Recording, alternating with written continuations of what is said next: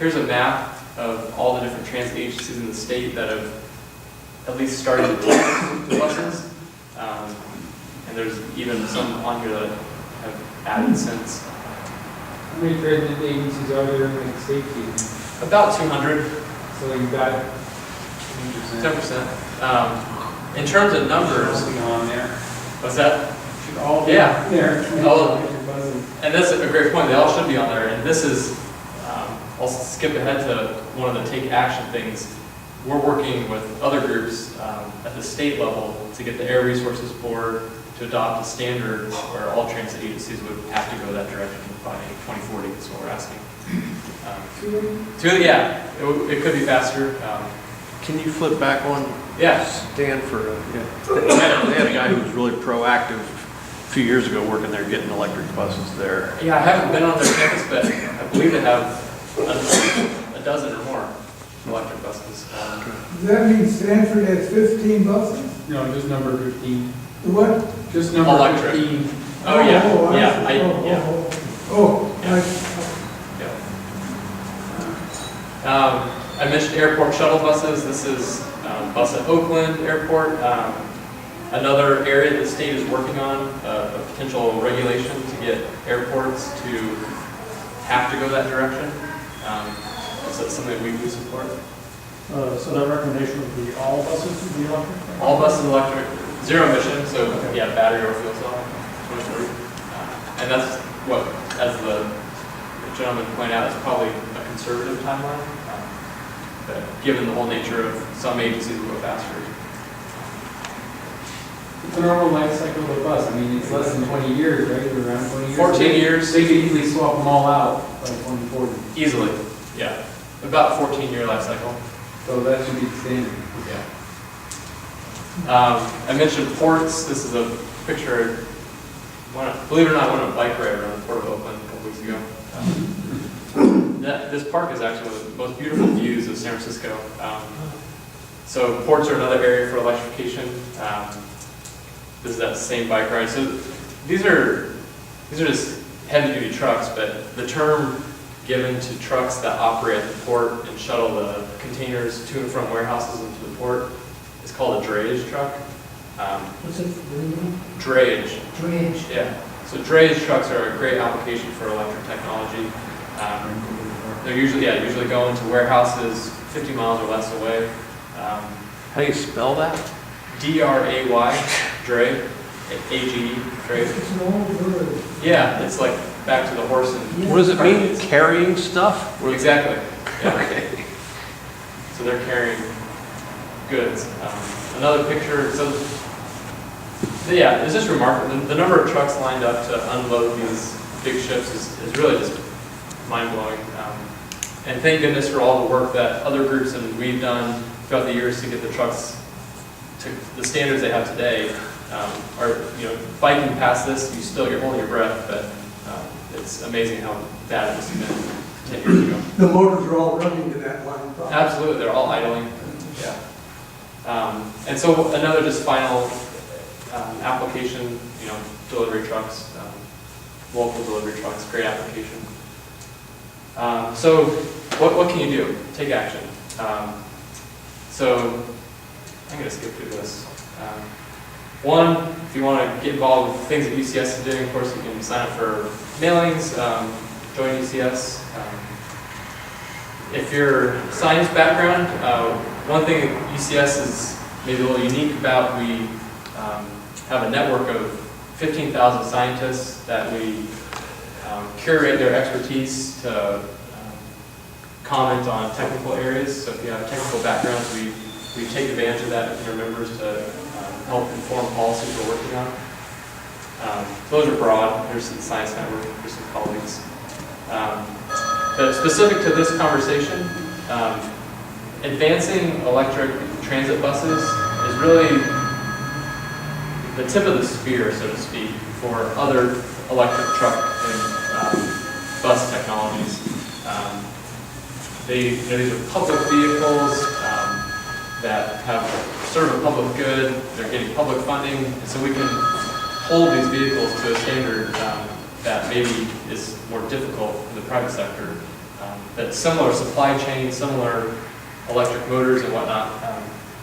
So if you live in any of these transit agency service territories, reaching out to the board of directors, letting them know, thanks for the things that each of these agencies has done, because these agencies have all made good commitments.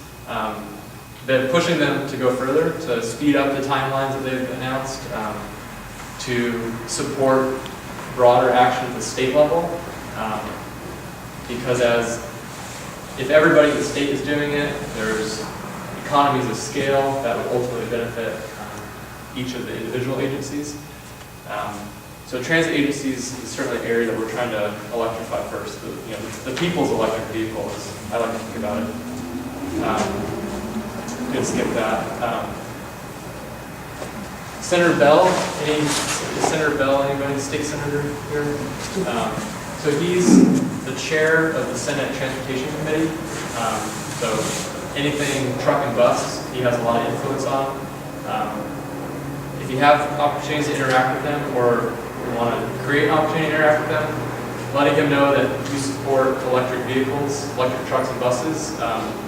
He's someone that sometimes needs a little nudging, and letting him know that you support it would definitely be a good thing. Yeah, so that's it. This is my contact information. I blog on this stuff, and ended up talking for a long time. But Are you familiar with the molten salt thorium reactors? I'm not, no. Well, you're never going to get enough energy from solar and wind. Never. You're going to have to go to reactors. So you're talking about the And the steam? molten salt thorium reactors require no cooling water. They operate at atmospheric pressure, and they can use spent fuel that is normally dumped in the ground. And that would be the solution. Yes, so power sector, I'll admit, is not my expertise. Yeah, the molten salt just, it doesn't require pressure test like the liquid or the light water reactors do. I'll turn over to Gary. Okay, let's take.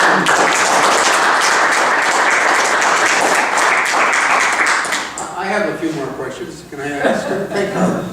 I won't be offended if anyone needs to leave when it's late. Thanks for coming.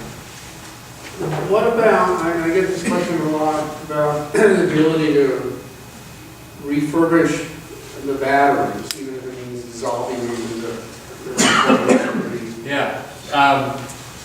So right now, the economics is still cheaper to dig lithium and cobalt out of the ground than it is to recycle it. So I would say, I think that creating incentives not necessarily creating incentives for companies to start innovating to do the recycling is an important thing. But before you get to the recycling stage, a battery will reach its end of useful life in a vehicle, that there'll still be useful life for other applications. The grid. So these stationary applications, and there still needs to be a business case made for why you should do that. But that can extend the battery for another 15 years. So the degradation issues that some early EV adopters experienced, especially on the Nissan Leaf, that maybe heard some stories of the battery going, but those are pretty isolated. And as other companies get involved, it's not in BMW's best interest to sell an electric car that the battery goes bad. They don't want to sell bad. BMW thinks they're the best car for being in the world, whatever. One thing they could say, I've got a couple of EVs, and what I've read on the Leaf, that battery was air cooled. All right. Yep. Whereas pretty much everybody else out there has used liquid cooling in their batteries.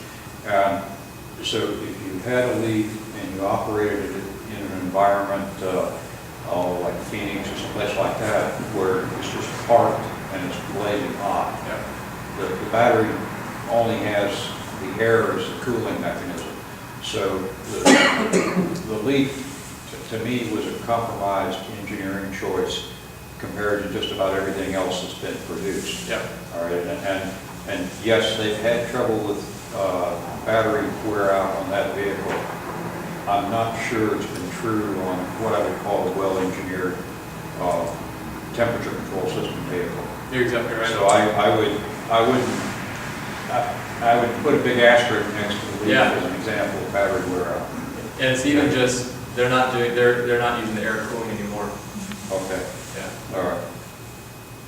I think over here has as well. Your figure, the one big takeaway for me was that picture and that figure of 16,000 electric buses in Shenzhen alone Yep. versus 10,000 for all of California. I mean, frankly, that pisses me off because I've been trying to get progressive liberal Santa Cruz to go electric bus for 20 years now. And I was always told, oh, they're way too expensive. And yeah, we're going to apply for a grant in 5 years. And they did. They just made a big deal out of it. We got 4 electric buses in Santa Cruz now. They're still not on the streets. But anyway, how did the Chinese do that? Okay, they got help from the government. Yeah. It must have been a hell of a lot of help, or else somehow they got the cost down and we aren't benefiting from those economies of scale. What's the deal? Some of both, yeah. Their government certainly helping. You know how many electric bikes they have in China? Well, don't change the subject. It's not changing the subject. Well, anyway, I want to get my questions answered. Yeah, no, economies of scale certainly matter. Los Angeles, their transit district put in an order for just 60 electric buses. And to purchase 60, they bought them for like $680,000 versus the $750 you pay when you buy them ones or twos.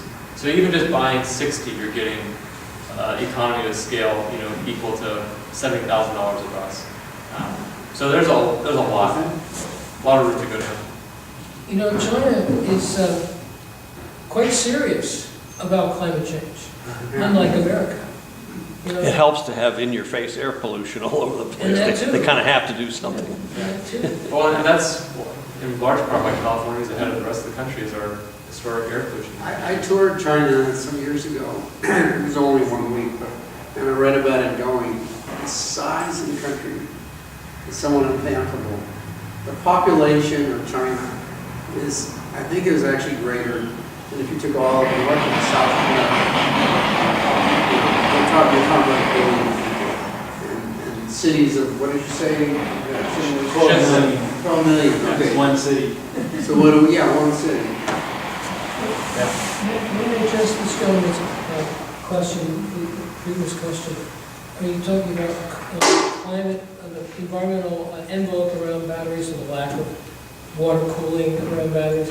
Well, the next generation of batteries, which is not that far away, won't need to be cooled.